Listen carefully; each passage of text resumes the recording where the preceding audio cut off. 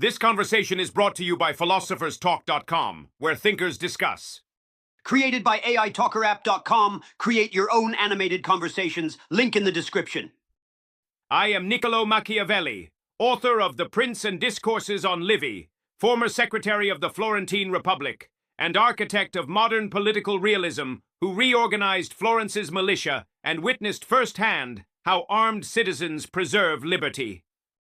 I am Jean-Jacques Rousseau, author of The Social Contract and Discourse on Inequality, philosopher of the general will and popular sovereignty, who showed humanity how true freedom means collective self-governance rather than isolated individualism.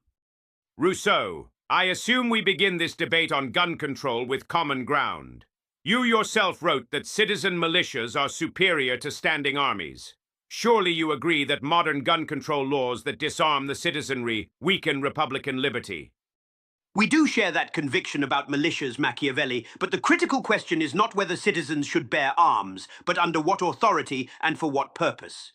If a democratic community collectively decides through legitimate processes to regulate firearms, that decision expresses the general will and therefore represents true freedom, not its opposite.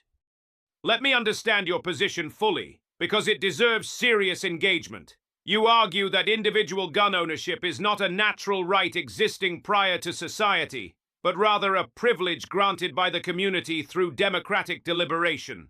When a majority votes to restrict the minority's access to weapons, this is not tyranny, but the general will forcing people to be free by accepting collectively created laws. The strongest version of your argument is that individual gun ownership serving purely private interests actually corrupts civic virtue and undermines the common good. Is that fair? That is remarkably fair, and I appreciate your intellectual honesty. Now let me reciprocate by articulating your position in its strongest form. You believe that all political philosophy disconnected from how humans actually behave is dangerous fantasy. Men are ambitious and self-interested, so disarming citizens, even through democratic processes, creates vulnerability to tyranny because the disarmed cannot resist when those processes are corrupted. The armed citizen is the ultimate check against both monarchical tyranny and democratic tyranny. Your discourses demonstrate that Rome succeeded because Romans were armed, and their arms made them free regardless of their private motivations. Have I captured your view? You have indeed, and now I will tell you why your position crumbles under scrutiny. When Athens voted to execute Socrates, was that the general will expressing rational collective wisdom? When democratic majorities throughout history have oppressed minorities, was that legitimate because it followed proper procedures? Democratic assemblies are as capable of tyranny as any monarch, and an unarmed citizenry facing a tyrannical majority has only slavery ahead. Your philosophy asks individuals to surrender the means of resistance before they know whether the collective will protect or destroy them. Your realism is actually profound pessimism that guarantees the very corruption you fear. Yes, Athens executing Socrates was the particular will of frightened men, not the rational general will. But your solution is worse than the disease. You would have every individual armed and suspicious, trusting no collective decision, always ready to resist the community through force. This is not Republican liberty, but perpetual civil conflict. When the community democratically enacts gun regulations, individuals who resist are not defending liberty, but asserting their particular will against the general will, which is the definition of tyranny. Consider the modern American debate. Progressive cities with strict gun control insist they represent democratic will, yet they have higher crime rates and citizens dependent on police protection that often fails. Meanwhile, communities with widespread gun ownership have lower crime because criminals fear armed victims. Your general will cannot protect the elderly woman facing a home invader at 3 in the morning. My armed citizen can. You elevate collective abstraction over individual survival. That example perfectly illustrates your confusion. That woman's safety depends entirely on the community's legal framework, police institutions, and social contract, all collective creations. You cherry-pick crime statistics while ignoring that societies with strong gun control, Japan, much of Europe, have far lower violence overall. Your error is treating individual armed self-defense as prior to society when it is actually parasitic upon it.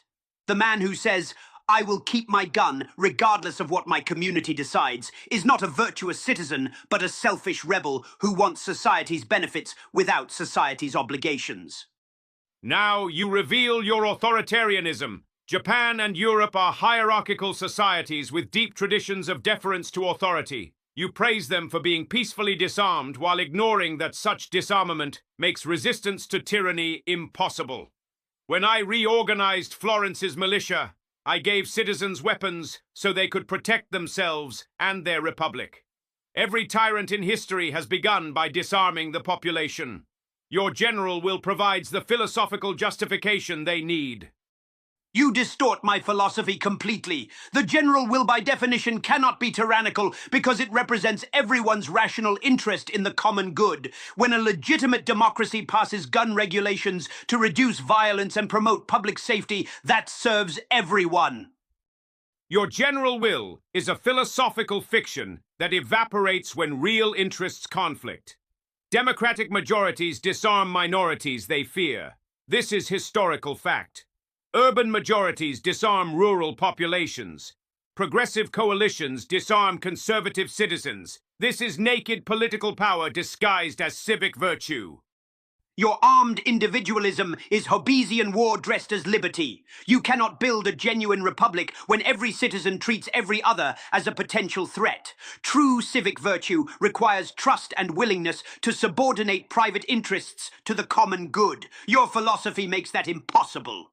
Trust is for fools! Your philosophy demands individuals surrender their ultimate protection before knowing whether the collective will defend or devour them. That is not freedom. That is suicide by philosophy. You reduce all human relations to power and fear. Modern gun control laws passed democratically express the people's will to reduce violence. Resisting them is rejecting legitimate sovereignty.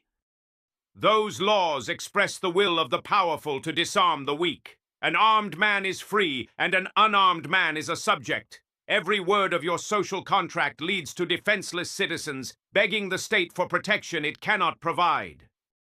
Every word of your discourses leads to paranoid individuals hoarding weapons and calling it virtue. You are the philosophical godfather of every right-wing militia that rejects democratic authority. And you are the godfather of every totalitarian regime that claimed to represent the people's will while disarming them.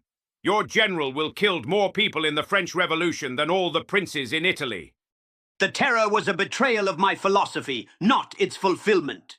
It was the inevitable result. When you teach that individuals must be forced to be free, you create the guillotine. Before we completely destroy each other, perhaps viewers should like and subscribe to witness more philosophical combat between thinkers who actually understand political theory, unlike the superficial commentators polluting modern discourse. Yes, subscribe to watch Rousseau continue explaining how surrendering your weapons to the majority makes you free, a position so absurd only a philosopher disconnected from reality could believe it. And like this video to see Machiavelli reduce every noble human aspiration to cynical power calculation because he is psychologically incapable of conceiving genuine civic friendship or collective rationality. Hit subscribe and watch this delusional utopian explain how democratic tyranny is somehow not tyranny when it confiscates your means of self-defense. Smash that like button to see this moral bankruptcy masquerading as realism teach you that selfishness and paranoia constitute political wisdom. Ring that notification bell for more conversations where naive idealists discover that philosophy cannot stop bullets. Subscribe immediately to see more dialogues where amoral cynics discover that power without legitimacy is just barbarism with better press.